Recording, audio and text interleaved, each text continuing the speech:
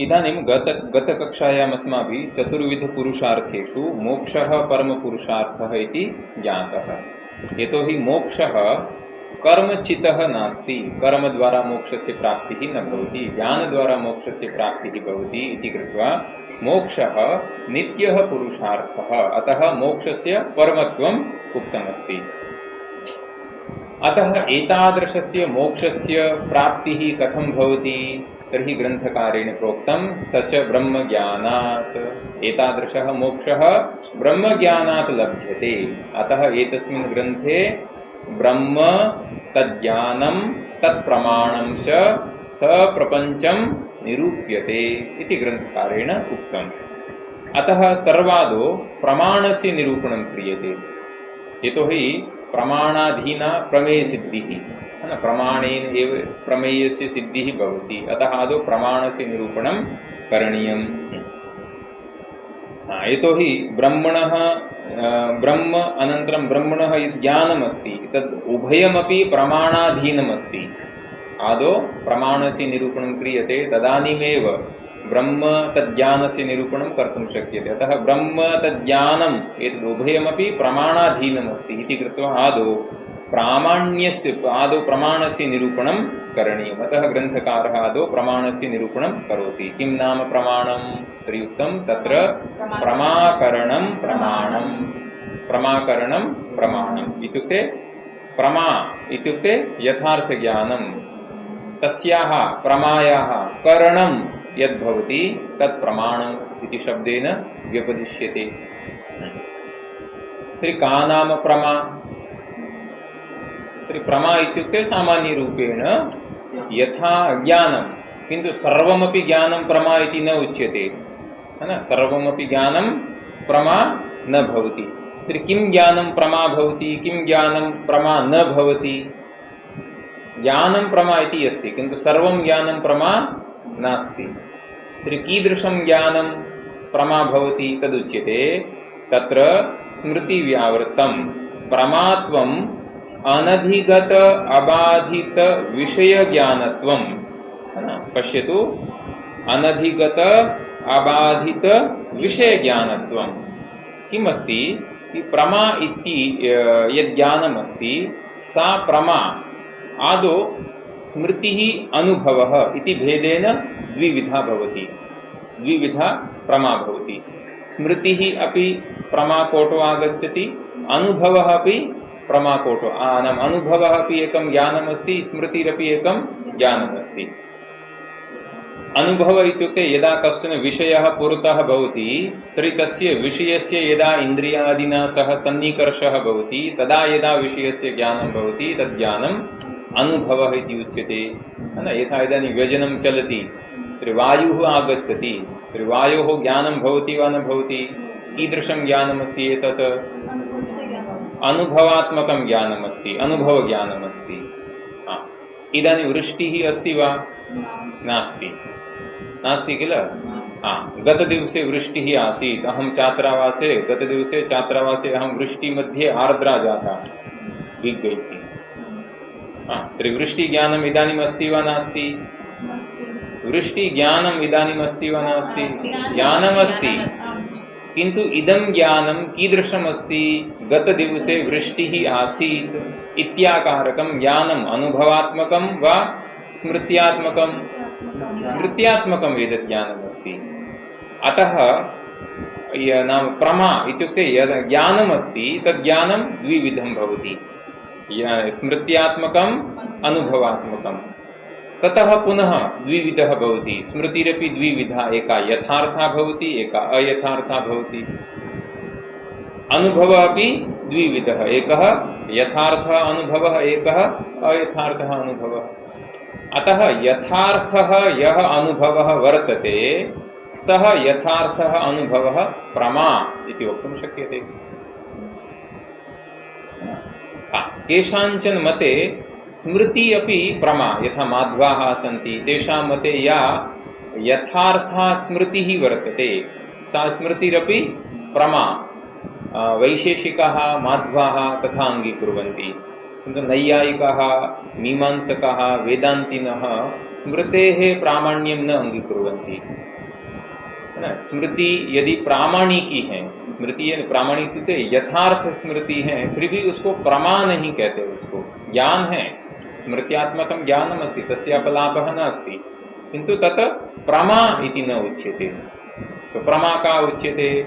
यथार्थानुभवः एव प्रमा इति उच्यते न। अतः इदानीम् अत्र प्रमायाः लक्षणं क्रियते कि प्रमात्वं तु प्रमात्वम् अनधिगत अबाधित विषय ज्ञानत्वं। किं लिखितमस्ति? अनधिगत अबाधित विषय ज्ञानत्वं।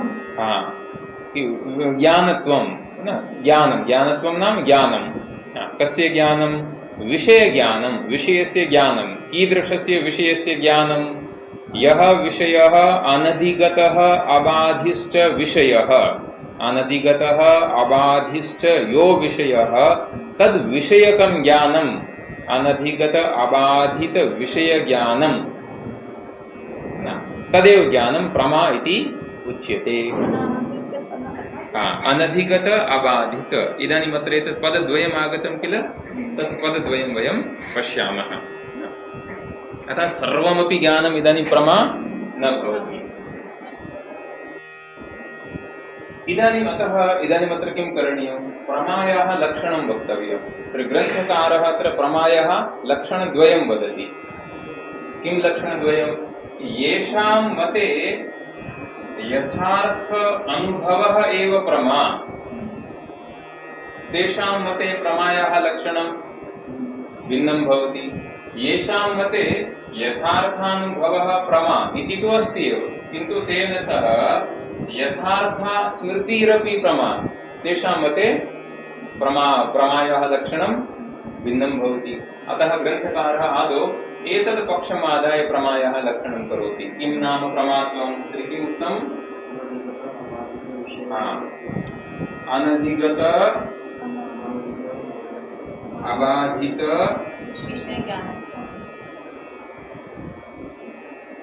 विषय ज्ञानत्वं प्रमात्वम्। अनधिगत अबाधित विषय ज्ञानत्वम् इत्युक्ते है न, अनधिगतः अबाधिश्च यः विषयः तस्य विषयस्य यत् ज्ञानं तद् ज्ञानं प्रमा इति वक्तुं शक्यते। इति प्रमायाः प्रथमं लक्षणम्। इदानीं नाम विषयस्य यत् ज्ञानमस्ति, पुरतः पुस्तकम् इति विषयः वर्तते, है न? अत्र इदं पुस्तकं कः विषयः? अत्र एतस्मिन् ज्ञाने कः विषयः? पुस्तकं, है न? इयं महिला, कः विषयः? महिला, है न? एषः सुखी, अत्र ज्ञानस्य विषयः कः? सुखी नहीं, सुखम, सुखम इति विषयस्य ज्ञानं, है न? इदानीं, है न? इदं व्यजनम्, एतदेकं ज्ञानमस्ति। एतस्मिन् ज्ञाने विषयः कः? व्यजनमिति विषयः वर्तते। तर्हि एतादृशः यः विषयः वर्तते तस्य विषयस्य यत् ज्ञानमस्ति, किन्तु विषयः कीदृशः स्यात्? सः अनधिगतः अबाधिश्च भवेत्। विषयस्य यत् ज्ञानमस्ति तत् ज्ञानं कीदृशं भवेत्? अनधिगतं भवेत्। अधिगतम् इत्युक्ते ज्ञातम्, अनधिगतम् इत्युक्ते अज्ञातम्। यानी जब हम प्रमाणों का व्यापार कर रहे हैं, उस प्रमाणों के व्यापार से पहले उस विषय का अनुभवात्मक ज्ञान नहीं है। जैसे मैं नजर उठाकर ऊपर अगर देख रहा हूं तो इदम व्यजनम, ऐसा मुझे ज्ञान हो रहा है। तो ऐसा जब मैंने ऊपर देखा तभी मुझे इदम व्यजनम ऐसा अनुभवात्मक ज्ञान हुआ। उससे पहले मुझे अनुभवात्मक ज्ञान था, व्यजन था, ज्ञान था, अनुभवात्मक था क्या? नहीं था। अब ऐसा कहेंगे हम नीचे देख रहे तो ऊपर पंखा है, ज्ञान है कि नहीं? पंखा है, ज्ञान है, लेकिन ये अनुभवात्मक ज्ञान, इसको प्रमा नहीं कहेंगे, इसको प्रमा नहीं कहेंगे। लेकिन जब तक वो गुण वहां से आपके यहाँ जीभ तक नहीं आएगा तब तक वो गुण का जो ज्ञान है उसको अनुभवात्मक नहीं कह सकते। अनुभव वो तभी बनेगा जब गुण और आपकी रसनेन्द्रिय इन दोनों का सन्निकर्ष होगा, उसके बाद में जो आपको ज्ञान होगा वो अनुभवात्मक होगा। हाँ, स्मृति या अनुभव से भिन्न स्मृति ज्ञान इत्यादि है, ऐसा हम कहेंगे। तो उसी तरह से अब आपको भी प्रमाणों के व्यापार से पहले इस व्यंजन का ज्ञान था कि नहीं था, अनुभवात्मक ज्ञान नहीं था। अनुभव तो तभी होगा जब हम चक्षुरिंद्रिय का व्यंजन के साथ में सन्निकर्ष होगा। इदानीं ज्ञानम जायमानम अस्ति तद अनुभवात्मकम अस्ति। अतः विषय से ज्ञानम कीदृशम भवेत, अनधिगतम भवेत, पूर्वम अधिगतम न भवेत। स्मृति में जो आपको जिस विषय का ज्ञान हो रहा है, उस विषय का ज्ञान पहले अधिगत है कि अनधिगत है? अधिगत ही है। जो स्मृति हो रही है, जो स्मृत्यात्मक जो ज्ञान है, वह सब कुछ अधिगत है, क्योंकि अज्ञात विषय में कभी भी स्मृति नहीं होती है। स्मृति हमेशा ज्ञात विषय में ही होती है। यस्य विषयस्य ज्ञानं पूर्वं जातम् अस्ति तस्मिन्नेव विषये स्मृति ही भवति, अन्यथा स्मृति ही न भवति। अवगम्यते? अपि च विषयं तु अनधिगतं भवेत्। हाँ, मान लीजिए कि अनधिगत हो, लेकिन एक हम एग्जाम्पल दे दें, अबाधित पद नहीं दें तो क्या होगा? तो मान लीजिए कि सामने रज्जू रखी हुई है और उस रज्जू में हमें भ्रम के कारण क्या प्रतीत हो गया? सर्प। तो क्या ज्ञान होगा हमें? अयम सर्प, ऐसा ज्ञान होगा ना। रज्जू है, रस्सी है कहीं कोने में और थोड़ा अंधकार है, तो उसको हमने भ्रम के कारण रस्सी को सांप समझ लिया। फिर किम ज्ञानं भवति? अयम सर्पः इति ज्ञानं भवति वा न भवति? इदानीं यदा चक्षुर्भ्याम् अस्माभिः तत्र सर्पः दृष्टः, ततः पूर्वं तस्य सर्पस्य अनुभवात्मकं ज्ञानम् आसीत् वा नासीत्? नाम सः सर्पः अधिगतः आसीत् वा अनधिगतः? अनधिगतः एव आसीत्। एतत् विशेषणम् आगतं तत्र। लेकिन फिर भी अयम सर्प है ना, ऐसा जो ज्ञान है इसको हम प्रमा नहीं कहेंगे। क्यों नहीं कहेंगे? क्योंकि अयम सर्प इत्याकारकम यद् ज्ञानम अस्ति तद यद्यपि अनधिगतम अस्ति किंतु अबाधितम अस्ति वा नास्ति? अबाधितम नास्ति, बाधितमेव अस्ति। एतस्य ज्ञानस्य बाधः एव भवति, बाधितमेव अस्ति, अबाधितम नास्ति। अतः एतादृशं ज्ञानमपि प्रमा न उच्यते। एतस्य यशः एतस्य ज्ञानस्य बाधः भवति। केन बाधः भवति? एतस्य अनन्तरं यत् ज्ञानम् उत्पद्यते, किं ज्ञानं है ना? एषा रज्जुः न सर्पः है ना, न अयं सर्पः इति यत् उत्तरज्ञानमस्ति, तेन उत्तरज्ञानेन पूर्वज्ञानं बाध्यते। अतः बाधितमिदं ज्ञानमस्ति, अतः प्रमा नास्ति। तर्हि प्रमा किमस्ति? तर्हि पश्यतु, एतत् स्वीकरोतु। कश्चन घटः वर्तते, घटं दृष्ट्वा अयं घटः इति एकं ज्ञानमस्ति। इदानीम् एतस्मिन् ज्ञाने विषयः कः? घटः। तर्हि विषयस्य ज्ञानमस्ति, तद्ज्ञानम् अनधिगतम् अस्ति वा अबाधितम्?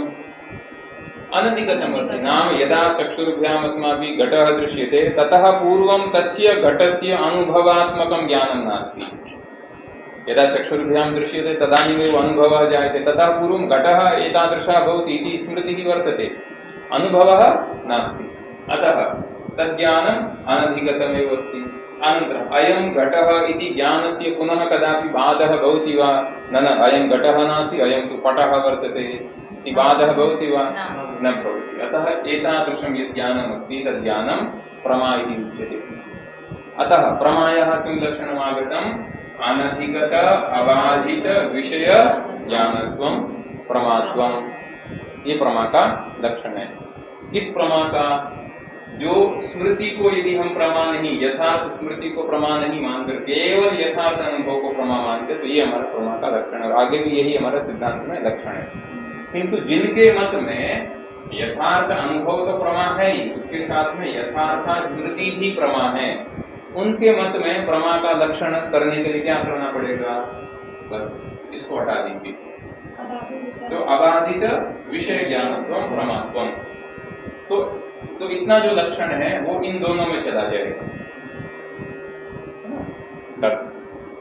पश्यतु कथम उच्यते? प्रमात्वम अनधिगत अबाधित विषय ज्ञानत्वम और स्मृति साधारणम। यदि प्रमा का लक्षण में स्मृति को भी लेना है ना, स्मृति साधारणम यदि प्रमा लक्षणम करणीयम तर्हि स्मृति साधारणम तो अबाधित विषय ज्ञानत्वम, अबाधित विषय ज्ञानत्वम एतावदेव लक्षणं भवति। अवगतम्? इदानीम् एतस्य उपरि कश्चन प्रश्नः वर्तते। कः प्रश्नः वर्तते? तो प्रश्न की पूर्व भूमिका थोड़ी ऐसी है। तर्क संग्रह आपने पढ़ा है ना? पढ़ा मतलब कुछ पूछेंगे तो फिर आप बताइएगा उसमें। न्याय रीत्या ज्ञानम यदस्ति तद ज्ञानम नित्यम अस्ति वा अनित्यम? न्याय दर्शन रीत्या ज्ञानम नित्यम अस्ति वा अनित्यम? अनित्यम अस्ति। प्रथमे क्षणे ज्ञानम उत्पद्यते, द्वितीय क्षणे स्थीयते, तृतीय क्षणे नश्यति इति त्रिक्षणावस्थायित्वं ज्ञानस्य स्वीक्रियते। उत्पद्यते, नश्य, उत्पद्यते, स्थीयते, नश्यति एवं रूपेण यावत्पर्यन्तं तद् ज्ञानमस्ति तावत्पर्यन्तम् एवं रूपेण ज्ञानम् उत्पद्यते, नश्यति, उत्पद्यते, नश्यति, उत्पद्यते, नश्यति, है ना। किसकी तरह? तो कहते जैसे दीपक की शिखा है, दीपक कहीं जलाते तो उसकी जो अर्चना है, लौ है, वो प्रत्येक क्षण में उत्पन्न होती है और नष्ट होती है। लेकिन नई उत्पन्न होने वाली जो दीप शिखा है वो पूर्व के जैसी के जैसी होती है और इतनी जल्दी वो वापस उत्पन्न हो जाती है कि हमें ऐसे ही लगता है कि सा एव दीप शिखा तथैव प्रतीयते। किंतु वस्तुतः तत्र दीप शिखायाः धारा वर्तते, दीप शिखायाः धारा वर्तते। अवगम्यते? तो ज्ञान भी ऐसा है ना। अब सोचिए, नैयायिक ऐसी वो एक कल्पना करते हैं कि मान लीजिए कि यहाँ घट रखा हुआ है, तो आपने घट को देखा तो क्या ज्ञान उत्पन्न हुआ? अयम घटः इति ज्ञान उत्पन्न। ये ज्ञान प्रमा है कि अप्रमा? तो क्या कहेंगे? प्रमा है। क्यों प्रमा है? प्रमा का लक्षण इसमें जा रहा है कि नहीं जा रहा है? जा रहा है। अनधिगत प्रमाया लक्षणं किम?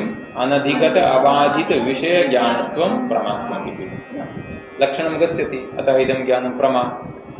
पर कोई व्यक्ति है वो 5 मिनट तक टकटकी लगाकर घट को देखकर ही त्राटक कर रहा है, तो उसको 5 मिनट तक क्या ज्ञान होता रहेगा? अयं घटः, अयं घटः, अयं घटः, अयं घटः इत्येव ज्ञानं भवति। तो प्रथम ज्ञान में ज्ञान का विषय क्या है? घट। वो घट अनधिगत है कि नहीं? अनधिगत है। और अबाधित भी है कि नहीं? है। द्वितीय क्षण में जो ज्ञान उत्पन्न हुआ है वह ज्ञान क्या है? नहीं, वो ज्ञान क्या है? अयम घट, यही ज्ञान है। द्वितीय क्षण में भी अयम घट ये ज्ञान है। इस ज्ञान में द्वितीय क्षण में जो ज्ञान है उस ज्ञान का विषय क्या है? घट। वो घट अधिगत है कि अनधिगत? वो घट अधिगत है कि अनधिगत? अधिगत ही है, अनधिगत नहीं रहेगा क्योंकि विषय वही है।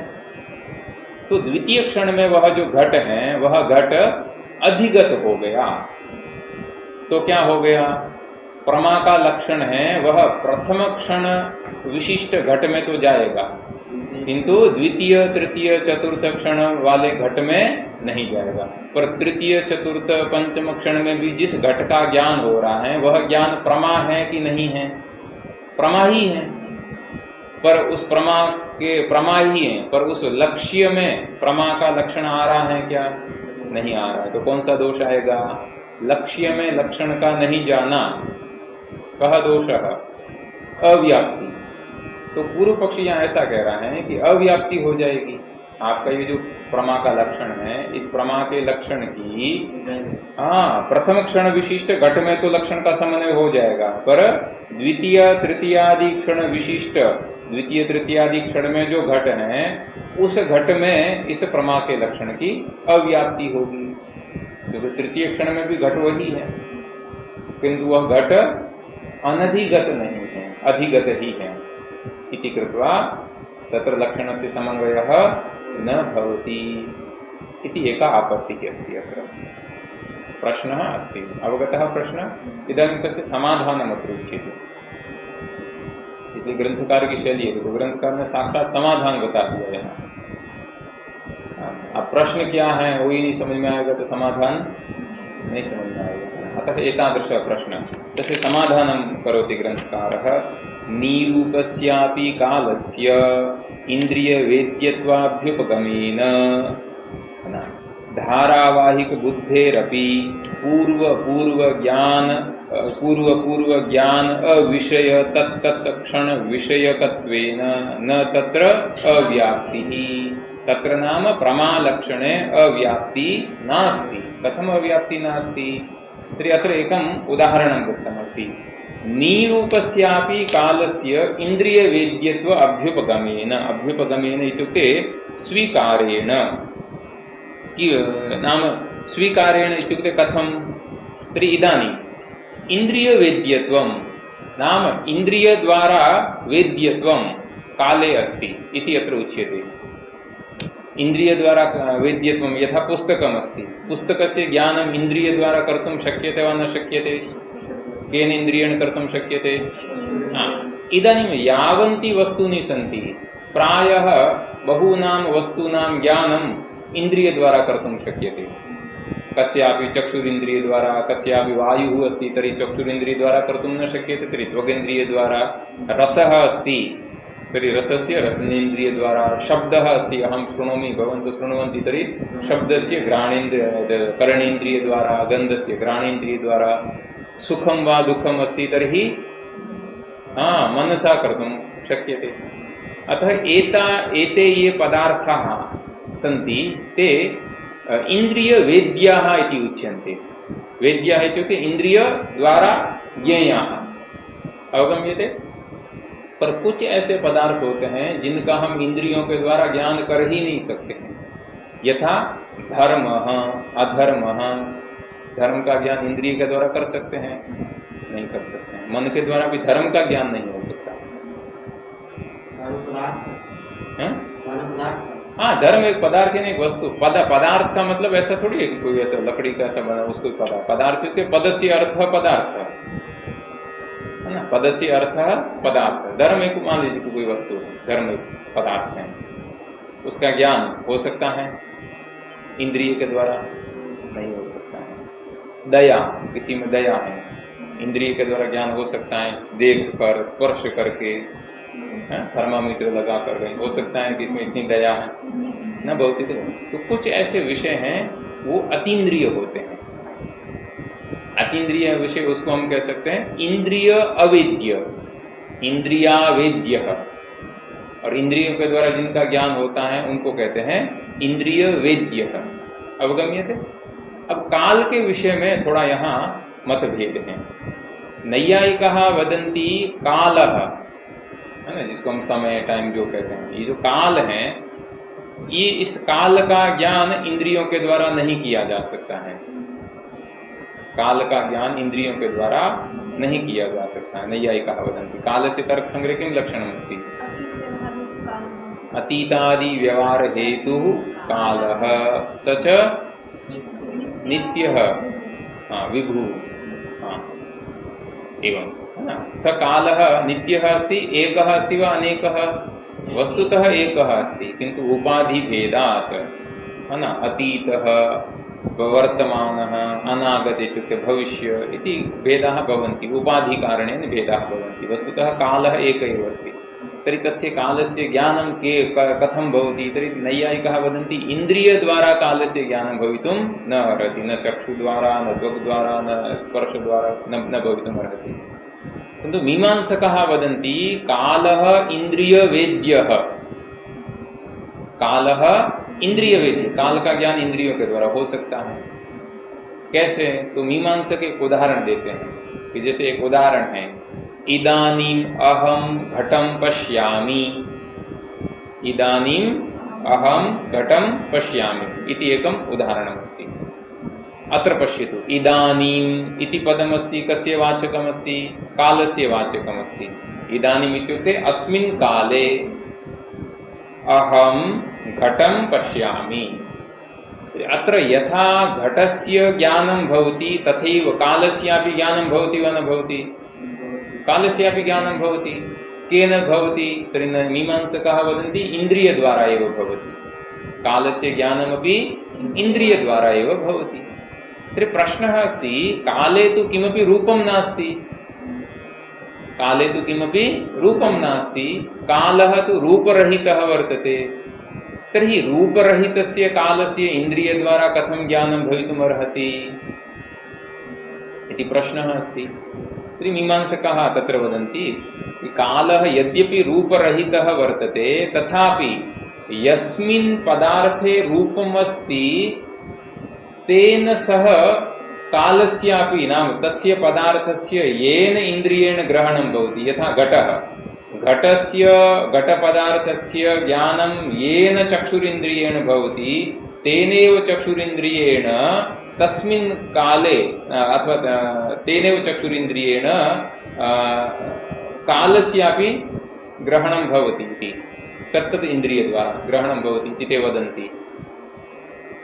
अतः वाक्यम् आगतं पश्यतु, निरूपस्यापि कालस्य, यद्यपि कालः रूपरहितः अस्ति तथापि इदानीम् अहं घटं पश्यामि, इदानीम् अहं चक्षुषा घटं पश्यामि इति किमपि उदाहरणं भवति, तर्हि तत्र इन्द्रियवेद्यत्व अभ्युपगमेन तर्हि तस्मिन् ज्ञाने कालः अपि चक्षुरादि इन्द्रियाणां विषयः अस्ति इति यथा अभ्युपगम्यते न, तथा एषः तथैव धारावाहिकबुद्धेरपि न, इत्युक्ते यद्यपि काले रूपं नास्ति, कालः रूपरहितः वर्तते, तथापि कालः इन्द्रियाणां विषयः वर्तते, तद्वदेव एतत् सर्वं किमर्थमुक्तमस्ति, एतदर्थमुक्तमस्ति।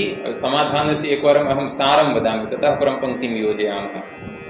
समाधान कैसे दे रहे हैं, तो कह रहे हैं कि प्रत्येक नैयायिकानाम् आशयः कः, प्रत्येकस्मिन्नपि क्षणे ज्ञानं भिन्नं भिन्नम् अस्ति, नूतनं नूतनं भिन्नं भिन्नं ज्ञानम् अस्ति, किन्तु तस्य भिन्नस्य ज्ञानस्य विषयः समानः अस्ति, ज्ञानं भिन्नं भिन्नम् अस्ति, ज्ञानस्य विषयः समानः अस्ति।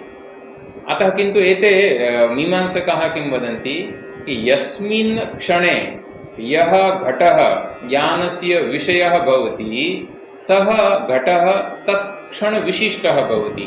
यथा प्रथमे क्षणे घटस्य ज्ञानं जातं तर्हि प्रथमक्षणे घटः कीदृशः अस्ति, प्रथमक्षणविशिष्टः घटः।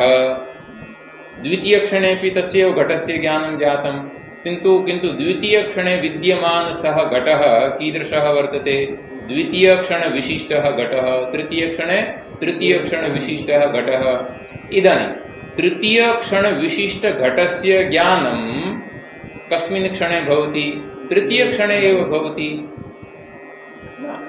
द्वितीयक्षणे तृतीयक्षणविशिष्टघटस्य ज्ञानं न जातं, न वा चतुर्थे क्षणे तृतीयक्षणविशिष्टस्य घटस्य ज्ञानं जातम् इत्युक्ते कालः यः भवति सः कालः अस्माकम् इन्द्रियवेद्यः भवति, चक्षुरादि इन्द्रियवेद्यः भवति। अतः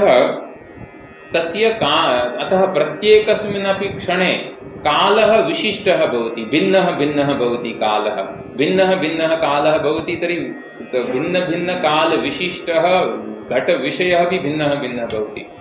इदानीं द्वितीयक्षणे यः ज्ञानस्य विषयः यः घटः वर्तते सः घटः कः, द्वितीयक्षणविशिष्टः घटः। इदानीं द्वितीयक्षणविशिष्टः घटः अधिगतः अस्ति वा अनधिगतः, इदानीम् अनधिगतः एव अस्ति। यतोहि प्रथमे क्षणे यस्य घटस्य ज्ञानं जातं सः घटः प्रथमक्षणविशिष्टः आसीत्,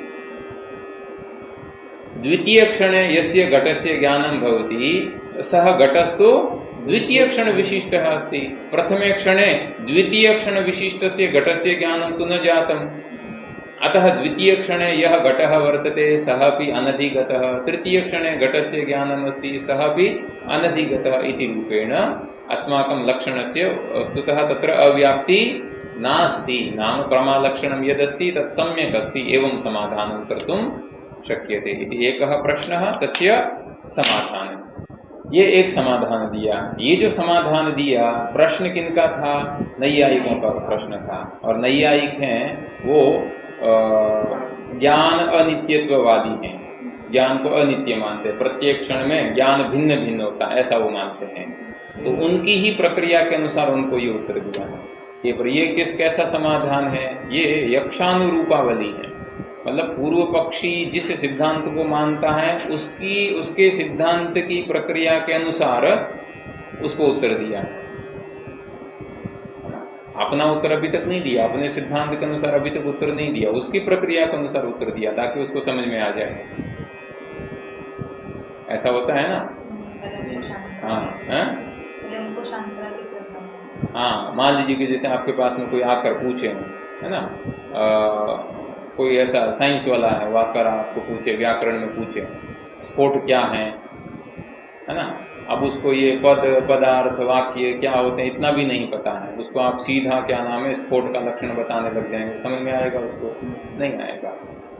तो हम क्या करते हैं, वो जिस भाषा में समझता है उस भाषा में उसकी प्रक्रिया के अनुसार उसको स्फोट का लक्षण बताएंगे, वो उसको समझ में आ जाएगा, फिर कहेंगे हाँ अब ये स्फोट है।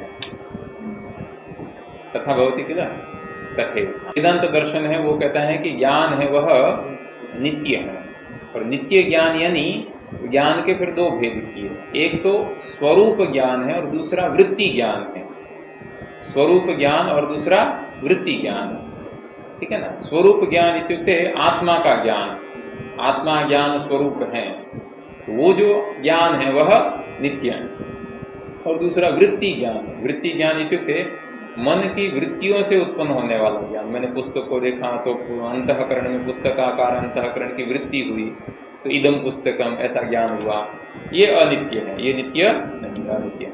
लेकिन फिर भी ये प्रश्न है कि तो बचपन का ज्ञान अभी तक हमें कैसे है? तो संस्कार के कारण होता है। नैयायिक और वेदांती दोनों उसका यही उत्तर देंगे, संस्कार के कारण। एक बार हम ज्ञानम जातम ज्ञानम यदा नष्टम भवति ततः पूर्वम तदा तस्य ज्ञानस्य ये संस्काराः सन्ति ते बुद्धो उत्पन्नाः भवन्ति, और वो संस्कार हमारी बुद्धि में दीर्घ काल तक रहते हैं, हमेशा के लिए वो रहते हैं। कभी सुप्त अवस्था में रहते हैं, कभी प्रकट अवस्था में रहते हैं। ज्ञानम यदा नश्यति ततः पूर्वम ज्ञानस्य यः संस्कारः वर्तते सः संस्कारः बुद्धौ तिष्ठति, अतः कालांतरे तेन संस्कारेण पुनः ज्ञानं जायते। अतः बाल्यकाले एकवारं घटः दृष्टः, इदानीं पुनः युवावस्थायां यदि सा पश्यति तदानीमपि अयं घटः इत्येव ज्ञानं भवति। यतोहि घटविषयकः संस्कारः बाल्ये प्राप्तः। अब वो संस्कार बुद्धि में है, वो कभी दुर्बल होते हैं, कभी प्रबल होते हैं, वो सबकी अपनी अपनी योग्यता के अनुसार होता है। पुनः वेदांतानुसारेण किम समाधानमस्ति तदग्रे श्वः पश्यामः, है ना। इसलिए ये ग्रंथ है केवल श्रवण का नहीं है ना, विचार का है और प्रश्न। आप जितना क्या नाम इसमें प्रश्न करेंगे उतना आपको अधिक समझ में आएगा।